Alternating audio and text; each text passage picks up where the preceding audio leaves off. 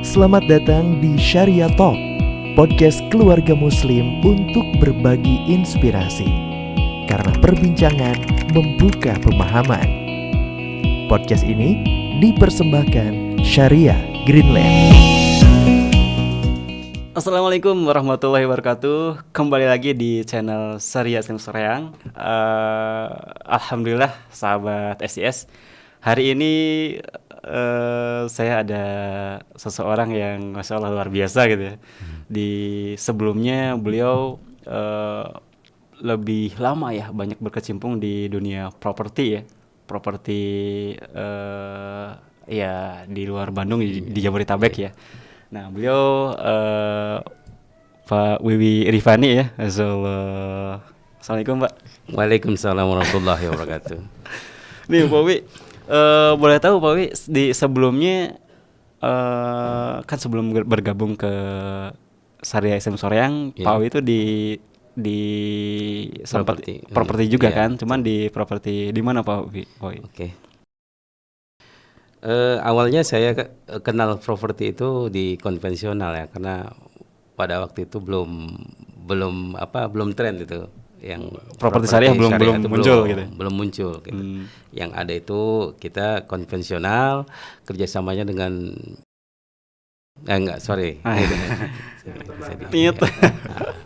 Oke. Nah, karena itu properti itu awalnya memang bank tersebut yang mempopulerkan ya, karena dulu untuk penyandang dananya hanya bank tersebut yang nomor one ya pada saat itu, yang belum bisa, yang lain belum bisa karena memang ada dukungan dari pemerintah juga gitu. Nah, akhirnya semua properti pada saat itu didukung oleh bank tersebut gitu. Nah, saya karena kenalnya di properti konvensional pada saat itu ya, otomatis saya mulai berkarir itu di sana gitu, di bank-bank konvensional itu. Itu dari kapan Pak Wi berkecimpung di properti? Saya kan selesai kuliah itu kan tahun 97 ya. 97. Luar biasa.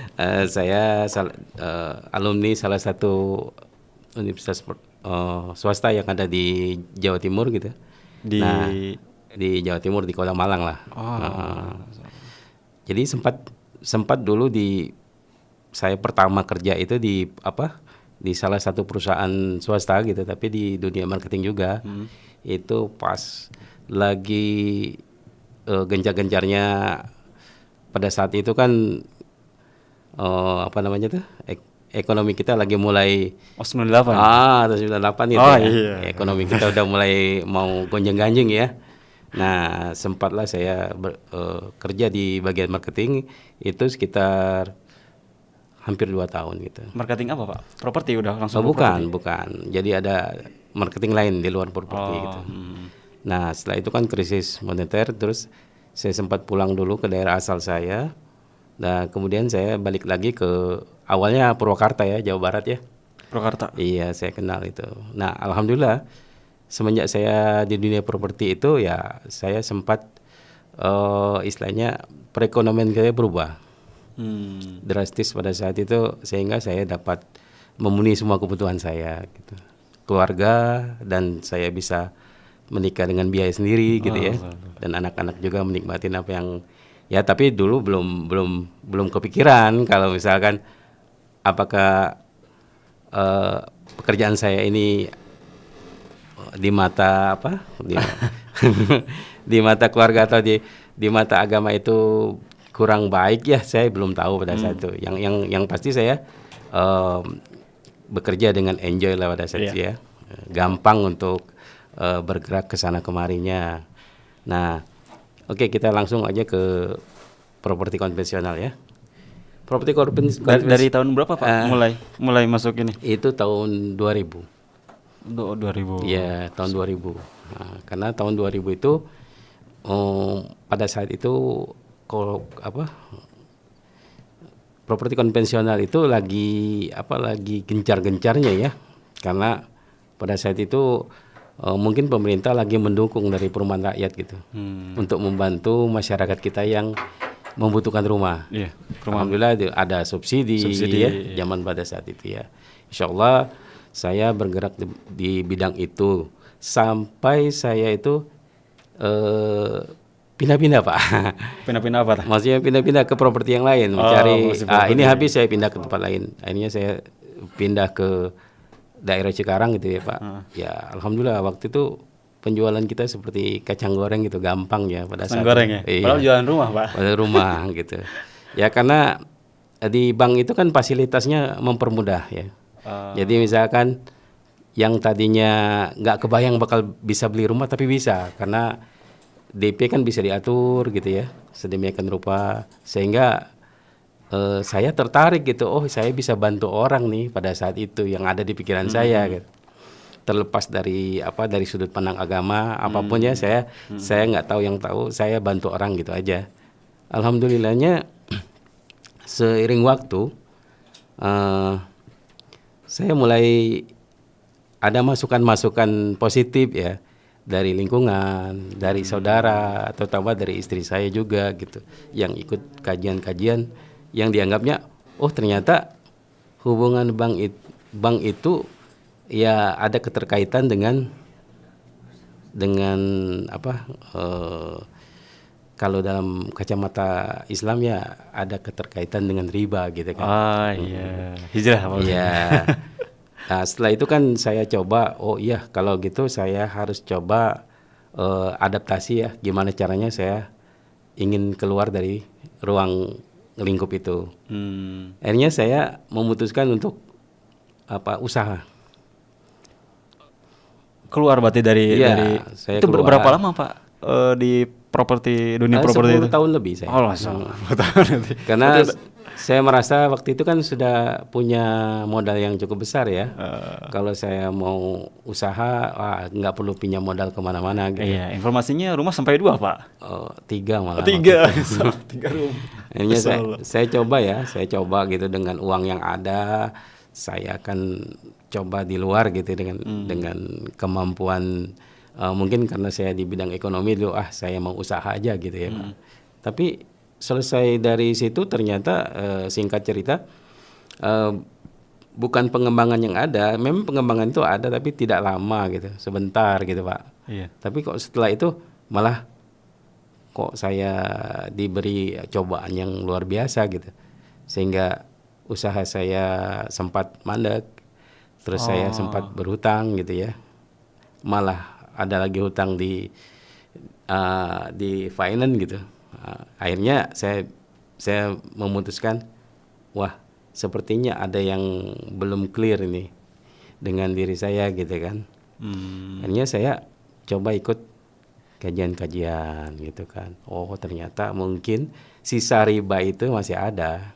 Oh ya, jadi model yang tadi dipakai betul berbisnis usaha itu dari hasil sebelumnya itu gitu kan.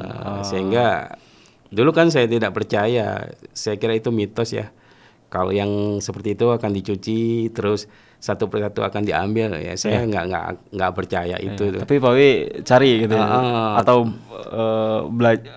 langsung belajar ke Ustadz atau gimana Pak Wi langsung? Nggak juga sih, saya kok melihat satu-satu rumah saya malah terjual kan, terjual malah kok saya gampang banget menjual apa yang ada pada diri saya gitu, bukannya bertambah malah habis berkurang. Gitu ya.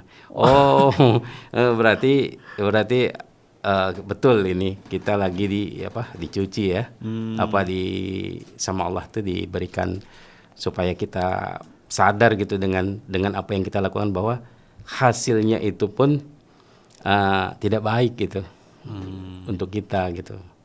Nah singkat cerita, akhirnya saya mulai hijrah, akhirnya saya bergabung dengan properti syariah gitu ya. Jadi bisnis yang sebelumnya dijalanin Pak Wi udah nggak lanjut lagi atau ada yang nerusin nih? Enggak, pada saat itu saya harus membayar hutang-hutang saya, tapi alhamdulillah sekarang hutang-hutang udah selesai gitu ya. Alhamdulillah. Berapa tuh?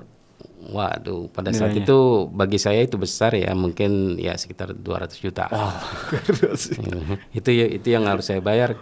Tapi alhamdulillah setelah saya hijrah ke properti syariah, apa yang menjadikan kegalauan saya pada saat itu ya, lambat laun itu berkurang, Pak.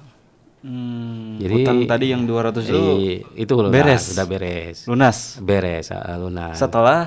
gitu, setelah saya mendalamin masuk ke dunia syariah itu. Luar biasa nih Pak Wi pengalamannya. Ini Pak Wi kan udah tadi ya 10 tahun ya melintang di dunia properti ya. Yeah. Sebelum akhirnya kenal dengan tahu dengan konsep properti syariah ya Pak Wi. Yeah. Berarti kan banyak sedikitnya tahu lah skema-skema di properti sebelumnya ya Pak Wi. Yeah. Nah ini kan banyak nih Pak Wi, banyak yang nanya juga ya ke saya di Japri, di luar juga ke teman-teman yang nanya banyak. Emang bedanya apa sih gitu? Nah, properti ya katakan properti konvensional dengan properti syariah, bedanya di mana gitu kan? Iya. Banyak yang ini juga dari segi harga ini nggak jauh beda gitu harga KPR di properti ya konven dengan KPR di properti syariah. Iya. Ya nilainya ada perbedaan gitu kan. Betul. Nah yang membedakan properti biasa dengan properti syariah itu di mananya gitu. Pak Wi bisa bantu ini Pak Wi. Nah itu salah satu tugas kita Pak. Ya, kita sebagai marketing properti syariah itu, ini jadi tanggung jawab kita untuk menyampaikan ini kepada masyarakat ya, masyarakat umum terutama awam gitu. Nah ini paradigma yang berkembang di luar sana itu, Pak, yang di luar sana itu dia menganggap sama saja, kita bisa 10-15 tahun gitu ya, dicicil dan pakai DP. Harga cash dengan harga KPR-nya yang 5 tahun 10 tahun berbeda. Apa bedanya katanya kan? Ya itu seperti Pak. Itu yang berkembang. Yang berkembang sekarang seperti itu. Iya. Nah, tugas kita Kang Dede itu. Kita harus menjelaskan kepada mereka bahwa sebenarnya bukan itu aja bedanya. Banyak gitu. Nah, itu salah satu tugas saya seperti itu. Karena saya sudah istilahnya terjun langsung selama 10 tahunan ya. Jadi saya bisa membedakan apa sih KPR konvensional dengan syariah itu seperti apa bedanya. Coba Pak Wi. Nah saya coba jelaskan begini dulu.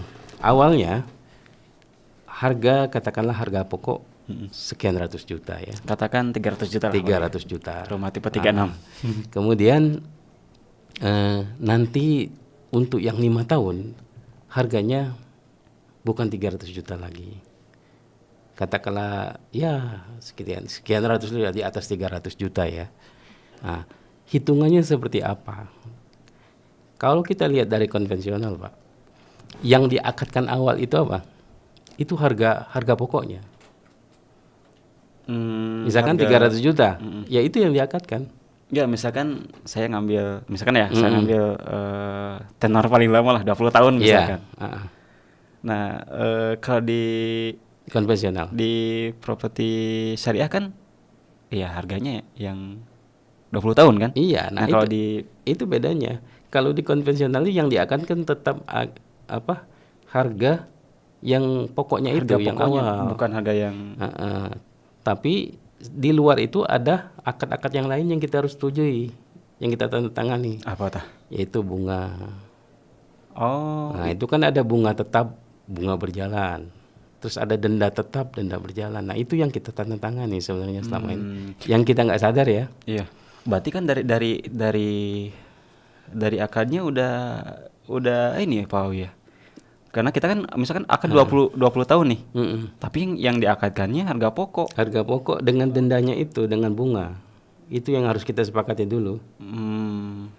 Nah, masalah hitungannya itu kan dihitungnya belakangan. Hitungan angsuran per bulan itu kan belakangan, itu berupa tabel. Berarti kan kita nggak tahu nih harga 20 tahun saya nyisinya berapa nih? Iya. Tapi sebetulnya kita tahu pada saat itu. Yang kita tidak tahu itu apakah ini mudarat apa enggak terhadap kita, itu yang kita nggak tahu. Sebenarnya kita tahu kan angsurannya sekian. 15 tahun udah kita hitung jadi berapa gitu kan. Nah itu sebetulnya yang paradigma yang selama ini kenapa kok banyak masyarakat tuh bilang sama katanya. Ya nggak ada bedanya. Nggak ada beda. Tapi ada satu hal yang harus kita jelaskan ke mereka. Pertama akadnya kan akad harga pokok. Terus yang kita sepakatin bunga denda. Iya. Ya kan? Sementara kalau di syariah yang kita akadin apa? Yang pilihan kita tenor terakhir. Misalnya kita 10 tahun, ya itu kita akadkan. Setelah kita akadkan itu, ya itulah yang berlaku sampai tenor selesai. Nah, kalau di properti syariah, misalkan tadi kan harga tipe 36 300 juta nih. Oke. Iya. Kalau 10 tahun katakan misalkan berapa, Pak Wi? Misalkan 400. Iya, 400 katakan. Berarti yang diakadkan 400. Harga yang mana? 400. 400 bukan yang 300. Bukan. Nah, jadi kenapa setelah diakadkan 400 kan kita punya bayangan DP kita sekian persen nih, misalkan 30%. Iya. Berarti kita kan harus 120 juta kan? Iya. Yang kita bayar. Nah, 400 dikurang 120 juta, ya itulah hutang kita selama kita bayar selama katakan 15 tahun atau 10 tahun gitu. Oh. Jadi kan nggak ada denda lagi, nggak ada bunga lagi, Pak. Karena sudah hitungan profit margin itu namanya. Ada istilah profit margin. Ini katakan kalau misalkan kita udah akad nih, akad KPR syariah ya. 5 tahun misalkan. Nah, di satu titik misalkan kita misalkan terkendala di cicilan, angsuran. Ternyata kita macet gitu ya. Iya, macet. Nah, setahu saya ya Pak ya, kalau di properti konven itu kan, kalau misalkan kita telat berapa hari gitu ya, itu ada hitungannya. Iya. Jadi hitungannya gini. Jadi setiap bulan sudah kita sepakati bersama ya, setiap tanggal sekian kita harus membayar. Nah, jatuh tempo. Apabila kita lewat dari jatuh tempo itu pasti udah kena denda berjalan. Gitu. Berapa harinya itu kan dihitung. Kemudian nambah. Iya. Ada denda berarti. Iya. Nah, kemudian itu kita karena udah sepakat tanda tangan ya. Kesepakatan kita di atas meterai. Itu kan bukan sembarangan gitu ya. Dengan kuasa hukum, kekuatan hukum lainnya, kita kalau misalkan ternyata kita tidak bisa membayar sampai sekian bulan, itu setahu saya dulu sampai 6 bulan gitu ya. 6 bulan itu berarti kita kena teguran lah dari sana. Itu kalau yang dulu kan lagi musim disemprot rumahnya gitu. Semprot apa, Pak? Dengan cat gitu, misalkan tulisan dalam pengawasan bank tertentu gitu kan. Itu kan dari segi dari segi moral aja orang itu sudah terganggu psikologisnya kan. Pasti malu. Semua tetangga ngelihat, semua tetangga tuh ngelihat bahwa ini pasti dalam keadaan nunggak nih rumah kan, minimal 6 bulan gitu kan. Terus secara psikologis aja kita udah kena gitu, mentalnya udah kena gitu. Berarti jelas ada denda ya? Udah pasti ada denda karena udah sepakat kan tantangannya. Dan kalau terus-terusan nih, misalnya kita nggak bayar berapa? Nah, resikonya apa? Bagusnya di sana itu banyak solusi. Misalkan, ternyata nggak bisa, ini nanti ada reschedule, ada pertemuan. Tapi kalau sampai reschedule juga nggak bisa, akhirnya jatuhnya kan disita itu. Disita. Berarti udah diambil itu. Udah.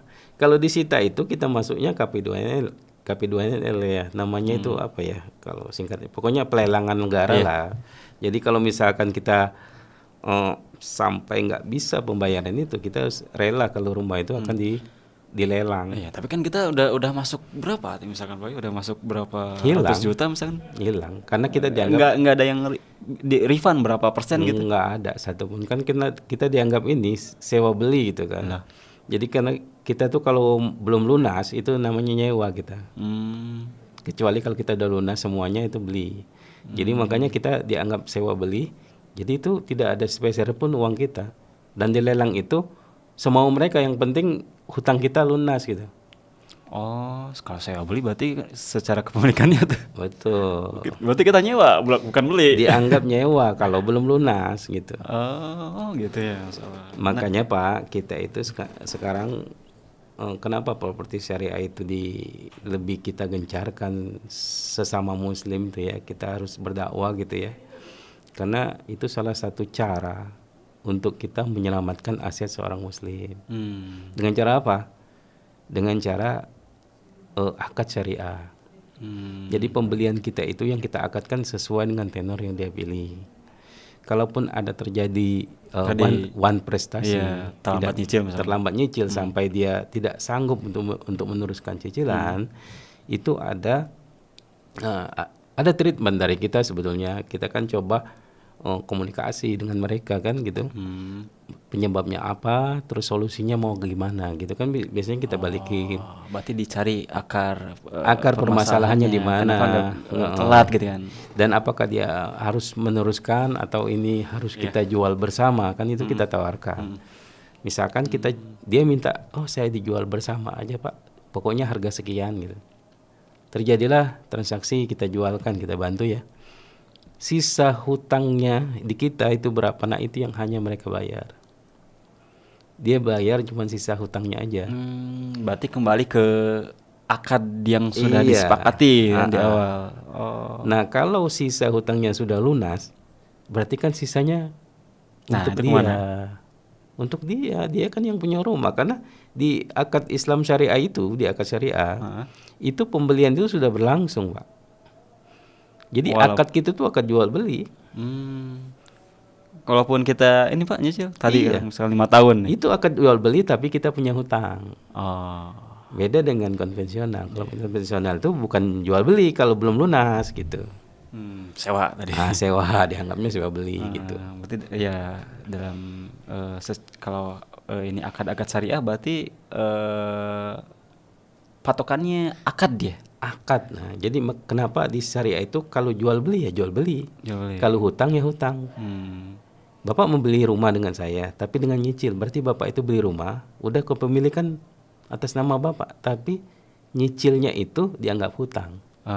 Tapi secara kepemilikan itu udah milik. Sudah, karena saya. Walaupun saya nyicil. Iya. Nah itu bedanya. Nah, bagi yang awam yang banyak selama ini berkembang di luar sana, dia nggak paham Pak. Dia taunya ini sama saja. Apa bedanya sih? Nah, tugas kita tuh menjelaskan seperti ini Pak. Insya Allah kalau kita udah jelaskan seperti ini, yang sudah ya Pak ya, yang sudah, alhamdulillah mereka paham. Oh iya, berarti bedanya ini. Iya, kan banyak Pak di luar itu, ini sama aja nih. Katanya sari ini syariah. Ini cicil harganya kok ada bunganya nih. Ini kan segini, saya ngambil 15 tahun kok harganya beda gitu kan. Nah, kenapa orang itu selalu? Karena mereka nggak paham akadnya seperti apa. Kalau kita jelaskan akad konvensional seperti ini, akad syariah seperti ini, nah berarti dia paham. Berarti yang kita akadkan selama ini kalau di konvensional itu apa? Apa yang kita akadkan coba Pak? Bunga. Yang kita akadkan itu sebenarnya bunga. Bukan barangnya. Bukan. Kesepakatan kita menandatangani bunga, denda, penalti, itu yang intinya itu di atas metra itu. 80 lembar loh Pak di Parab itu dari awal sampai akhir itu. Ngeri Pak. Nah itu. Ya sempat ada ini juga sih yang berkunjung ya ke kantor Pak Wi. Itu beliau tuh cerita dari siang sampai sore itu ibu-ibu ya. Itu beliau ngambil skema dicicil KPR ya di properti ya konven ya. Nah beliau kan dagang ya, dagang. Jadi cicilannya itu dari hasil beliau berdagang gitu kan. Nah sewaktu-waktu itu pas COVID, usahanya turun, nggak bisa bayar cicilan, akhirnya katanya rumahnya disita. Ya. Saya nggak punya apa-apa lagi kan, katanya. Sampai nangis si ibunya, masya Allah. Ngeri itu zalimi. Itu. Ya. Sampai apa? Ya dia kan udah bertahun-tahun itu nyicil gitu kan. Tapi karena beberapa bulan beliau nggak bisa bayar cicilan, rumahnya disita. Hilang, nggak ada uang di refund gitu kan. Itu kan zolim kerasa. Kalau di properti syariah nih Pak Wi, properti syariah, ya bedanya ya di properti syariah kalau misalkan ada ya kondisi kayak tadi si ibu Seperti tadi tadi, misalkan usahanya turun, nggak bisa bayar beberapa bulan. Iya. Nih solusi yang ditawarkannya seperti apa nih Pak Wi? Ya, kita kan pasti solusinya awal kalau memang dia ada keterlambatan ya. Pertama kita harus tahu dulu permasalahannya apa. Kalau permasalahannya misalkan perdagangannya lagi ada masalah atau misalkan terjadi kemacetan di usaha dia gitu kan, otomatis kita balikin lagi ke dia, ibu mau nerusin apa enggak gitu kan. Karena kan nggak mungkin kita memaksakan sesuatu hal yang dia tidak mampu kan, nggak mungkin. Ya kalau dipaksa ya Itu sama dengan zalim juga kan kita. Zalim juga ya? Iya, kalau kita memaksakan mereka dia harus terus neruskan itu, sementara dia kan untuk makan, untuk kebutuhan dia kan nggak cukup gitu kan. Otomatis kita bukan memberikan solusi, malah dia juga repot. Nah, kenapa kita bikin akad seperti ini, Pak? Akad inilah yang akan membantu aset seorang sesama muslim itu tidak akan hilang gitu. Kan dia punya aset rumah kan, walaupun masih nyicil, itu punya dia gitu. Kita bantu jual dengan harga kesepakatan, dia maunya harganya berapa gitu. Nah akhirnya kan kalau terjadi transaksi berarti dia bisa bayar hutang ke kita. 1 poin kita sudah membantu seorang muslim untuk menghabiskan atau melunaskan hutangnya gitu. Kemudian dia ada sisa, nah sisanya mungkin bermanfaat buat dia. Bisa jadi dia bisa beli tanah di luar. Iya, atau bisa bangun usaha gitu kan. Iya. Oh, salah. Memang kita masih banyak PR, Pak. Jadi kita seorang muslim itu memang tidak boleh setengah-setengah dalam membantu. Ya kita hanya baru sebatas ini ya. Belum bisa kita memberikan bantuan yang lebih besar lagi ya. Paling kita bantu dengan nyicil DP paling gitu ya, Pak. Kita belum bisa dengan DP yang sekecil-kecil mungkin, itu belum bisa. Ya, nah ini juga Pak Wi, di properti syariah itu DP-nya Pak. Betul. Nah itu salah satu yang menjadikan kendala juga bagi saudara muslim kita untuk memiliki rumah di perumahan syariah itu sebetulnya. Karena DP kita sangat besar dan kita nggak bisa ngatur-ngatur DP itu dikecilkan, Pak. Kenapa coba? Kenapa nggak bisa kita kecilkan? Kenapa takkan SOP-nya nggak bisa? Bukan, karena kita kan nggak punya penyandang dana. Nggak ada. Kalau yang DP dikecilkan itu, berarti kan semuanya tuh pinjaman dari penyandang dana itu dibesarkan, menutupin DP itu. Oh gitu ya mainnya. Ya gitu kan? Iya. Misalkan kita DP 30% dari bank, dari kita. 70%-nya itu dari mana coba? Dari bank itu kalau perbankan tuh. Nah, kalau mau dikecilin lagi DP-nya, kita ajukan, kita up itu harganya. Jadi disetujui bukan 70%, misalkan 90%. Berarti cuma 10% DP-nya. Kalau mau di-fullkan lagi, maksimalkan kreditnya, dipenuhin semua sesuai harga rumah. 0 DP, Pak. Dan rumahnya udah jadi. Kita nggak bisa. Nah, itu jadi PR kita. Karena kita belum punya penyandang dana seperti itu, yang lembaga syariahnya yang betul-betul sesuai dengan apa yang kita yakinin gitu, bahwa benar-benar jauh dari praktik ribawi itu. Berarti DP besar itu sebetulnya buat ini juga ya Pak ya, buat pembangunan unit konsumen itu berarti ya. Jadi DP itu fungsinya untuk membangun rumah mereka sendiri gitu. Kalau DP-nya dicicil, berarti kan kita belum bisa bangun perumahan mereka. Jadi kita harus nunggu dulu sekian persen dulu masuk, baru kita bisa bangun. Nah, beda dengan di perbankan. Kalau perbankan itu kan langsung keluar. Jadi pengajuan kreditnya itu di ACC dan keluar, akhirnya cair dan itu langsung digunakan untuk membangun rumahnya. Beda. Masalah ya beda. Nah itu perbedaan yang sangat ya kontras ya Pak ya. Dan itu juga banyak yang tidak paham. Orang awam itu banyak belum paham. Kalau dia paham ya pasti pantas kalau di sana bisa DP-nya bisa diatur, terus pembangunannya langsung caspleng gitu. Kita juga bisa sebenarnya Pak Dede. Tapi kita harus punya lembaga keuangan yang kuat gitu. Iya. Tapi secara syariah ya, maksudnya bukan yang seperti yang sekarang ini gitu. Dari akad-akadnya, dari akad-akadnya. Nah, itu yang belum ada sama kita. Itu solusinya apa ya? Itu solusi. Kalau misalnya mau DP Nah, kecil gitu ya. Berhubung sekarang belum ada gitu. Tapi kita bisa bantu, Pak. Kita bisa Dari? bantu. Bisa dicicil kan sampai 2 tahun. DP. DP. Wah, menarik. Iya kan? DP bisa kita cicil 2 tahun. 2 tahun. Berarti kan otomatis kita sudah membantu semampu kita ya. Memang tidak semua segmen itu bisa kita menggunakan itu gitu kan. Karena ada segmen-segmen yang walaupun sudah 2 tahun dia juga nggak sanggup untuk nyicil itu ada. Masih belum beres itu ya. Berarti katakan contohnya kalau misalkan tipe 36 nih, DP 150 dibagi 2 tahun. bisa dibagi itu tadi dibagi langsung dibagi 24 bulan gitu. Seharusnya bisa. Seharusnya bisa. Tapi kan ada yang belum bisa juga developer. Dia harus masuk misalkan minimal 100 juta. Itu ada kan? Sisanya baru dicicil Baru gitu. cicil.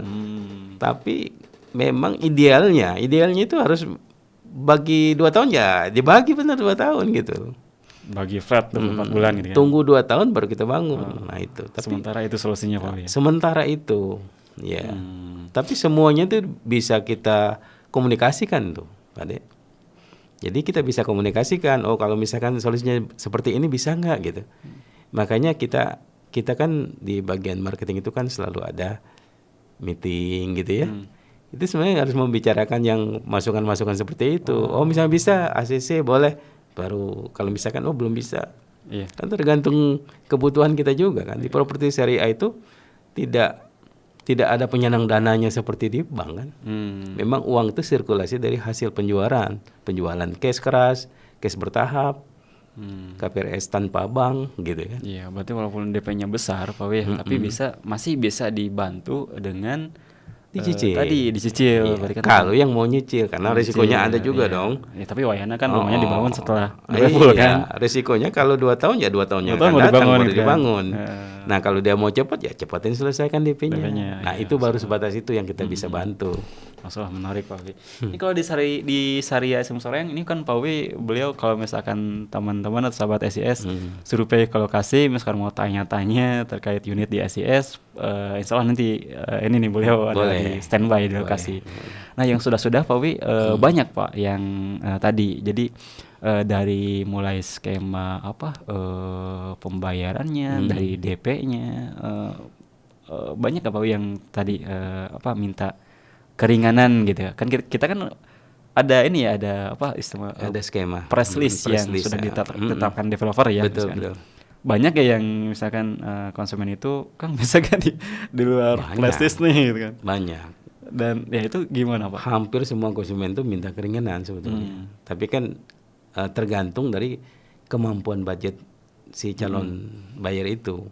Berarti bisa di luar skema itu disampaikan aja ya? Ya kita sampaikan ke Pak Wiwi marketing yang di Soreang itu. Pokoknya kalau misalkan orang berminat untuk ke properti syariah, itu bagusnya dia harus pertama dia cari tahu dulu ini siapa yang harus dihubungi gitu kan nomornya. Kalaupun mereka cuma tahu di iklan misalkan. Coba datanglah langsung ke kantor pemasarannya. Nanti minta info-info tentang skema. Terus perumahan tersebut apa aja sih benefitnya? Itu yang penting kan. Benefitnya udah dapat, terus skema pembayaran sesuai dengan yang dia inginkan misalkan bisa terpenuhi. Nah, itu baru bolehlah mereka coba untuk melakukan transaksi. Misalkan dengan booking fee dulu gitu kan bisa. Berarti kalau misalkan udah fix nih, udah survei lokasi, udah lihat lokasinya seperti apa, akses segala macamnya gitu ya Pak Wi. Terus dari harga, skema, misalkan udah ada kecocokan, kesesuaian misalkan. Berarti ya tunggu apa lagi ya? Berarti kan tinggal transaksi misalkan bisa dari mulai dari booking dulu gitu ya Pak Wi. Sampai akhirnya lanjut ke akad jual beli ya Pak Wi. Iya. Wah, Masya Allah luar biasa Pak Wi. Berarti justru di belakang itu banyak kemudahan justru yang kita banyak kemudahan tawarkan gitu ya ke keluarga muslim yang membutuhkan menginginkan punya rumah tapi di lingkungan yang di lingkungan Islami tapi dengan sistem pembayaran tadi nggak cash gitu. Betul. Tapi bertahap dicicil gitu kan. Bisa cash bertahap, bisa itu kita nyebutnya KPRS tanpa bank. KPRS tanpa bank. Ya, itu ada tenor 5, 10 sampai 15 tahun gitu. Siap. Menarik nih teman-teman. Jadi kalau misalkan ada sahabat SIS nih yang sudah kontak sama marketing kita, misalnya Saria Islam Soreang, udah nanya-nanya terkait harga, udah lihat presisnya misalkan, kaget misalkan, ya jangan berkecil hati ya. Iya. Jadi si presisi itu masih bisa ini ya, Pak, masih bisa masih bisa diskemakan. Diskemakan, dirubah berarti kan. Kita rubah sesuai dengan kesiapan. Kita ada win-win solution ya. Win-win solution itu. Kita nggak mungkin memberikan sesuatu kemudahan atau skema tapi di luar kesepakatan tim kita juga kan ada batasan-batasan barometernya ya. Misalkan harus begini skemanya. Kalau lebih dari apa yang sudah kita tetapkan di aturan kita ya nggak bisa gitu. Paling ya kita tuh coba untuk menyelaraskan, jadi sama-sama tidak memberatkan gitu. Seperti itu. Luar biasa. Dan alhamdulillah ya di Saria Islam Soreang banyak ya Pak ya yang ngambil skema tadi KPR itu. KPR DP dicicil. Cukup banyak. Banyak ya. Ada. Dan alhamdulillah kan sekarang rumahnya mereka sudah ada yang menempati. Udah tinggal. Dan mereka rutinitas membayar. Dengan nggak perlu transfer kan dia bisa langsung ke kantor kan. Lebih dekat. Terus nggak ada yang meneror gitu kan, nggak ada kan. Jadi sama walaupun si rumahnya itu masih ada tenor ya, tapi tenang gitu kan. Tenang. Ke kitanya tenang, ya tadi nggak ada teror, ancaman gitu, nggak dikejar-kejar ini gitu kan. Jadi selama jatuh tempo gitu. Selama mereka ada niat untuk membayar Pak Dede, jadi nggak perlu kita khawatirkan kan. Mereka masih ada niat membayar dan alhamdulillah cukup lancar ya. Dan dia belum mengatakan saya nyerah, itu kan berarti dia siap bayar itu. Ya itu cukup bagi kita. Itulah yang membedakan kita dengan perumahan konvensional Pak. Iya, Mas. Berarti jaminannya aset aman ya Pak Wi. Aset kalaupun aman. Misalkan berhenti di tengah jalan, misalkan ngambil skema katakan 5 tahun, 3 tahun berhenti misalkan, itu enggak sampai rumah kita itu hilang gitu ya Pak? Enggak. Berarti masih ada tadi opsi atau solusi rumah itu kita bantu Betul. jualkan. Iya. Tapi tetap kewajiban yang masih belum tertunaikan ke developer berarti dibereskan dari hasil penjualan rumah itu berarti. Betul. Masya Allah, luar biasa. Oke, baik sahabat Saria Islam Soreang, ini menarik banget nih kalau ngobrol ini sama Pak Wi ya, karena beliau 10 tahun ya di bidang properti ya, dan properti yang konvensional ya, konvensional. Nah sekarang beliau di properti syariah ternyata banyak kebaikan-kebaikan ya yang justru ditawarkan dengan konsep properti syariah. Betul ya. Nah mungkin dari Pak Wi ada ini nggak Pak Wi, ada pesan yang bisa disampaikan Pak Wi bagi buat teman-teman nih yang sekarang lagi nyari perumahan dengan tadi konsep hunian Islami dengan skema akad-akad syariah. Pengennya mah kan cash gitu ya, tapi berhubung kondisi keadaan gitu kan, bisanya misalkan ada skema cicil. Iya, saya siap DP-nya baru sekian Kang misalkan. Cicilannya sekian misalkan, bisa nggak gitu. Mangga Pak, barangkali ada. Siap. Baik ya. Kalau ini buat kita saudara-saudara muslim kita di luar sana yang membutuhkan tempat tinggal untuk di lingkungan syariah, jadikanlah membeli rumah di perumahan syariah itu adalah pilihan bijak seorang muslim terhadap keluarganya gitu. Karena apalagi yang kita cari dalam hidup ini kecuali keberkahan.